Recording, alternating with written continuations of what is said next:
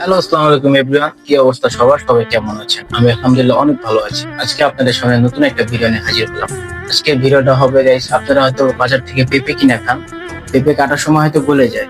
তো আমি আজকে এমন পেঁপে পেঁপে কিনছি যেটা কাটবো কিন্তু গলবে না। পেঁপে কাটার পরে কিন্তু পানি ছেড়ে দেয়, কিন্তু আজকে আমার পেঁপে এরকম কিছুই হবে না।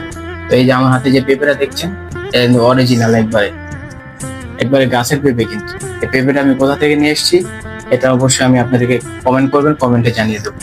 তো চলুন পেঁপেটা কাটে দেখাই আপনাদেরকে এটা পড়বে পানি কি পড়ে কিনা। এই যে দেখেন দর্শক, এটা কিন্তু এই পেঁপে।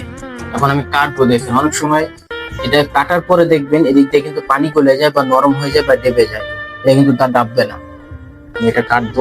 এখন যে পেঁপেগুলো বাজারে বর্তমান আসছে সেগুলোর ভিতরে পেঁপে ইন নামের একটি এনজাইম অনেক বেশি থাকে। পেঁপে যখন পাকতে থাকে তখন এনজাইমগুলো সক্রিয় হয় এবং ফলের কোষগুলো নরম হয়ে পড়ে, ফলে কাটতে কোষ ভেঙে রস এবং পানি পড়ে। এখন আমি যে পেঁপেগুলো কাটছি হয়তো আপনারা দেখে বুঝতে পারছেন এর ভিতর থেকে কোনো কোষ বা কোনো পানি কিছুই বের হচ্ছে না। এটা অরিজিনাল গাছের পেঁপে, পাকা পেঁপে। পেঁপে কিন্তু এদিক দিয়ে টিপ দিলে কিন্তু গলে যায়, কিন্তু দেখেন আমারটা কিন্তু গলে না।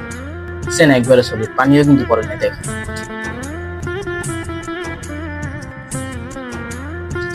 সেই স্বাদ, সেই মিষ্টি। আর এটা কোথা থেকে কিনছি যদি আপনারা জানতে চান অবশ্যই আমাকে কমেন্ট করবেন, আমি অবশ্যই করে দেবো আপনাদের। তো আজকের ভিডিও এ পর্যন্তই। ভালো থাকবেন, আল্লাহ হাফেজ।